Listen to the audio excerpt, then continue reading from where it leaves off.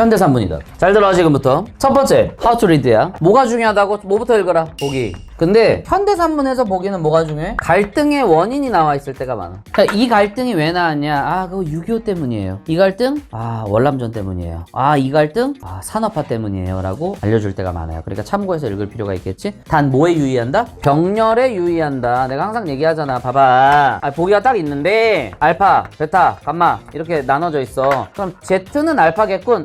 알파가 아니라 베타인데 뭔 소리야? 이렇게 나올 수가 있다고 시험문제.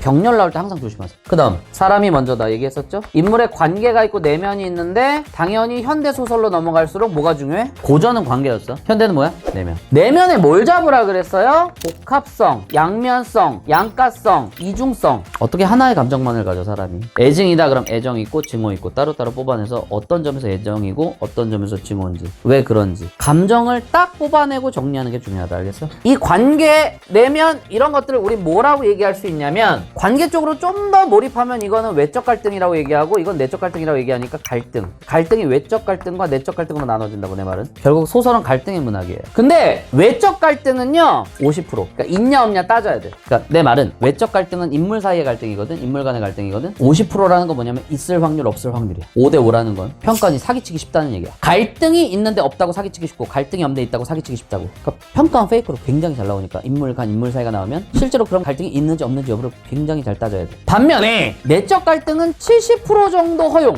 뭔 소리예요? 어디에 있지? 네? 뭔 소리예요? 내적 갈등은요 여태까지 평가원이 단 한 번도 내적 갈등이 아니라고 얘기한 바가 없어. 내적 갈등이 있다라는 선지가 나왔으면 거짓 맞는 선지로 취급돼. 왜냐면 없기가 힘들어. 내적 갈등이 없으려면 아주 조화롭고 행복해야 되거든. 딱 적당한 게 고전 시가에서 자연과 함께 벗삼아 놀면서 정치에 대한 미련이 하나도 없어야 돼. 겠냐? 그게 많겠냐고. 특히 현대시나 현대소설로 가면 현저하게 줄어들죠. 왜냐면 내적 갈등은 이상과 현실의 괴리감까지 포함이야. 내가 오늘 늦게 끝냈어. 그럼 밥 먹을까 빵 먹을까? 고민하겠죠. 먹을까 말까도 고민할 수 있어. 내적 갈등이란 건 그런 빵 먹을까 밥 먹을까 뿐만 아니라 이상과 현실의 괴리감, 그로 인한 부조화까지 포함이야. 부조화스러움, 고뇌, 분노 다 포함할 수 있어. 내가 저번에 항상 얘기했잖아. 문 좀 열어줘. 네 마음의 문.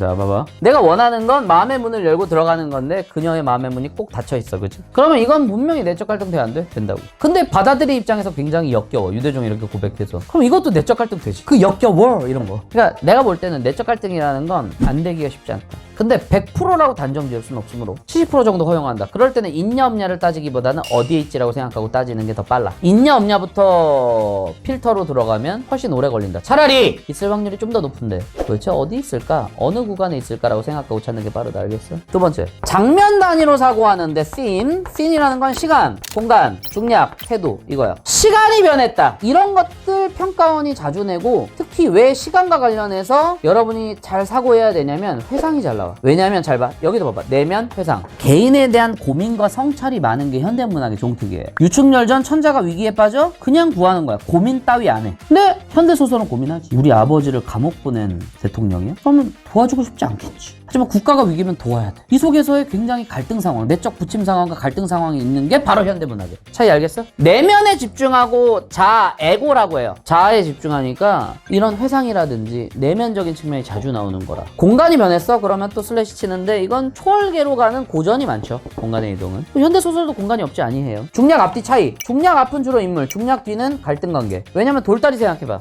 창섭의 아버지. 땅 탔고 땅 존나 좋아함. 중략 뒤에 아버지와 아들의 갈등. 이 돌다리가 어떤 돌다리인지 알아? 하면서 막 기억나죠? 그러니까 이런 중략 앞뒤 차이. 그 다음에 태도의 변화. 이것도 잘 나오겠지. 왜냐면 고전은요 인물이 평면적이고 전형적일 때가 많아서 심리가 잘 안 바뀌어요. 근데 현대소설은 그렇지 않거든. 복합성을 다루기 때문에 태도도 쉽게 변해. 그러니까 이런 포인트들을 잡아주는 게 중요한 거야. 자 그럼 오늘도 한번 카운팅 해봐. 내가 몇 개 정도 틀리는지. 시작!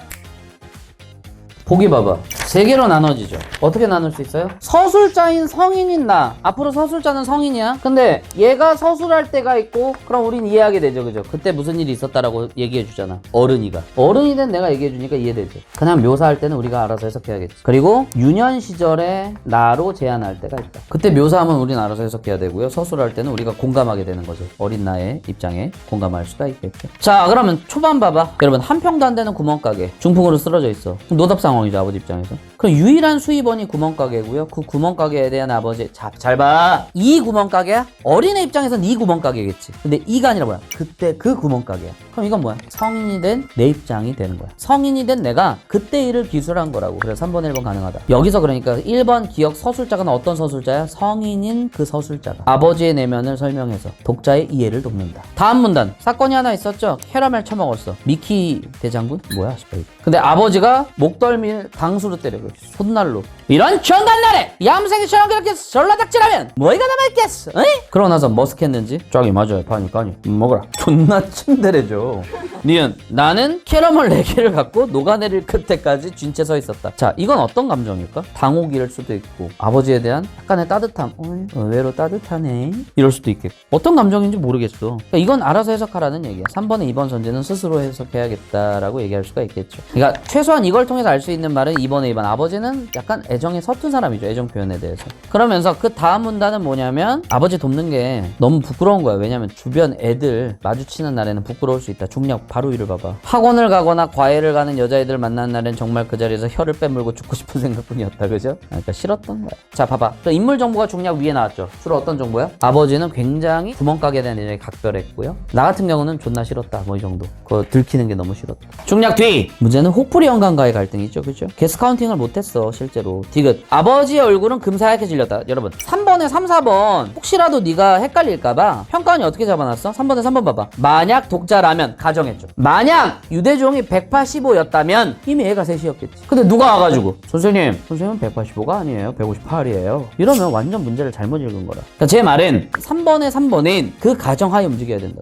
유년 시절 나의 입장에서 제안했다면 이것은 뭐다? 그대로 묘사했기 때문에 스스로 해석해야 되고요. 그 다음에 혹부리 영감 존나 침 튀기는 거? 그것도 유년 시절의 나라면 이게 생생함을 준다라고 보기에 나와있듯이 해석할 수 있어야 된다. 알겠어? 결국엔 졌죠? 혹부리 영감을 이길 수 없었어. 맨 마지막. 결국 아버지는 자신의 과거를 인정하지 않을 수 없었다. 당신의 여러분 생각해보세요. 이 미음 파트가 심리가 있습니까? 나의 심리? 여러분 혹시라도 아버지까지 밑줄 치면 누군가가 아는 심리 아닙니까? 라고 따질까봐 아버지도 빼놓은 새끼들 봐봐. 이거 평가원이 밑줄도 빼놨다니까. 그러니까 3번 다음 몇 번? 5번이야. 나의 심리가 제시된 적이 없어. 하나 더 있어요 사실. 3번에 3, 4, 5번 선지 형태를 보세요. 3번에 3번과 4번은 가정법이죠. 유년이라면 5번 선지는 그런 말 없죠. 그러니까 이건 앞부분도 조금 미쓴 게 유년 시절의 나로 무조건 제한했다고 얘기할 수 없어. 왜냐면 미음을 다시 봐봐.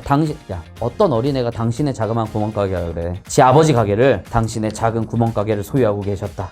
이런 제기증을 사용하냐고. 어떤 애가 제기증 극존증을 쓰냐고. 할아버지 당신의 뭐 이런 거. 그건 어른이 된 내가 기술한 거예요. 그러니까 유년 시절 나로 무조건 제한했다고 얘기할 수 없고 그리고 쓰다듬던 아버지 보여? 쓰다듬던! 이거 과거 회상이에요. 그러니까 이건 무조건 유년 시절 나라고만 얘기할 수는 없어. 그래서 3번에 5번은 앞뒤가 다 틀렸어요. 3번 답은 5번입니다. 자, 2번 답은 5번입니다. 유대감 느껴요 지금? 유대감을 오히려 못 느끼죠? 의미 상반입니다. 오히려 멀어지겠다. 이따가도 멀어지겠다. 그죠? 2번 답은 5번입니다. 자, 1번에 2번 팩트 체크해봐. 나에게 당황한 내색을 하지 않았어? 얼굴이 새하얗게 질렸는데? 3번 잘못을 묵인했어? 나의 잘못을? 당수로 때렸잖아. 4번 선지 염려를 덜어주어 속부리 영감이? 그런 사람이 아니었죠. 그죠? 5번 선지 나를 기분 좋게 하려? 그런 의도 없었어. 1번 답은 1번이야. 결국에 위협적인 경고는 밑에서 두 번째 문단 밑에서 세 번째 줄 거래를 끊겠다는 협박성 경고가 있었고 그래서 따를 수밖에 없었다는 얘기를 하고 있어요. 1번에 1번, 2번에 5번, 3번에 5번.